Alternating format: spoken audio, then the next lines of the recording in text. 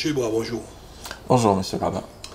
Monsieur Iboire, on peut se dire, ouf, vous êtes enfin sur le réseau EDF.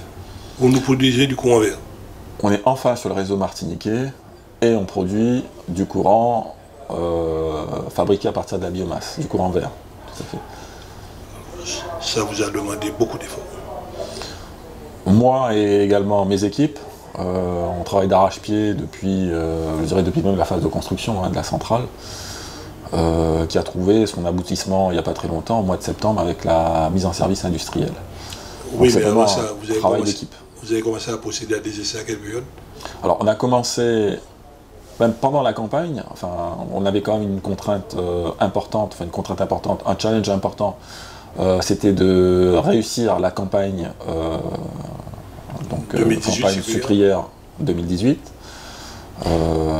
qui était un peu, je dirais, pas très assurée, hein, par rapport aux divers problèmes que vous connaissez. Ça a été une campagne très malmenée, très malmenée, climatique, tout, et finalement vous êtes parvenu. C'est une campagne qui a été compliquée, je dirais, très challengeante, je vois plutôt dans ce sens-là, qui nous a demandé beaucoup d'efforts. Et l'essentiel, c'est qu'on a réussi notre challenge et qu'on a pu assurer, fournir à la sucrerie la vapeur et l'électricité dont elle avait besoin pour fonctionner. Depuis ce raccordement, donc ça, vous avez pu aussi faire les tests, faire les essais sur la partie EDF. Depuis ça, qu'est-ce qui a évolué?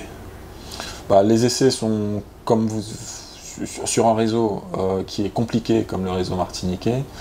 Le réseau réclame, les essais réclament un certain temps. Un temps certain, il faut affiner des paramètres de réglage. On ne peut pas forcément, toutes les conditions ne sont peut-être pas réunies pour affiner ces réglages. On ne peut pas jouer quand on est connecté au réseau martiniquais. Il faut s'adapter à ces caractéristiques. C'est ce que nous avons fait.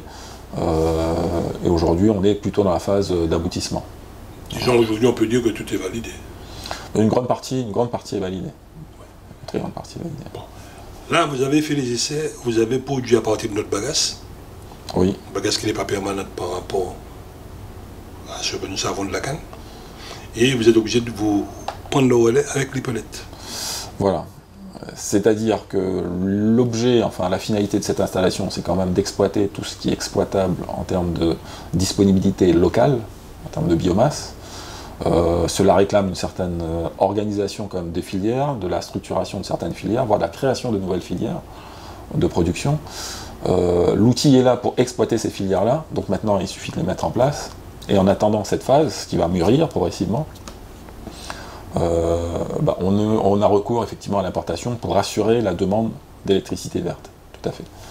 Disons, si nous parvenons à inverser les choses, à produire nous-mêmes notre biomasse, vous stoppez ou vous arrêtez ou ralentissez l'importation.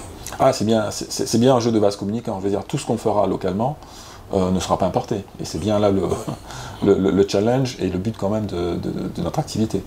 Donc, à charge pour nous, Martiniquais, de faire ce qu'il faut pour qu'on soit opérationnel en termes de production. Voilà, pour nous, Martiniquais, et nous, on aidera les acteurs qui veulent se lancer dans cette filière-là, à développer leur activité et pouvoir gagner leur vie avec ce type de production. Mais cela demande quand même un respect complet d'un cahier des charges. On ne fait pas, bien sûr, moi souvent parler de déchets verts qu'on pourrait récupérer, etc. Il faut bien être clair, cette installation n'est pas un incinérateur. Je veux dire, on ne peut pas brûler n'importe quoi.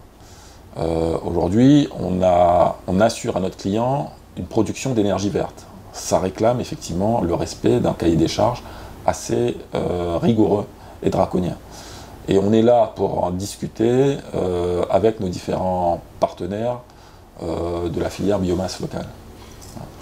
Et en même temps, vous installez en Martinique la sylviculture, vous mettez de l'ordre dans nos forêts. Alors, pas que la sylviculture. C'est vrai qu'avec ce projet-là, il y a beaucoup de champs de développement qui se sont ouverts. La sylviculture, le sylviopastoralisme, il y a plusieurs activités liées à la production de masse, la production de biomasse avec d'autres activités, comme l'élevage, etc. Tout ça, ça va trouver un nouveau souffle puisque ces biomasses qu'on va pouvoir développer sur ces surfaces-là serviront non seulement à protéger les animaux, dans le cas de sylvopastoralisme, mais également de produire l'électricité. Donc on va mettre encore davantage en valeur les ressources locales. Et dans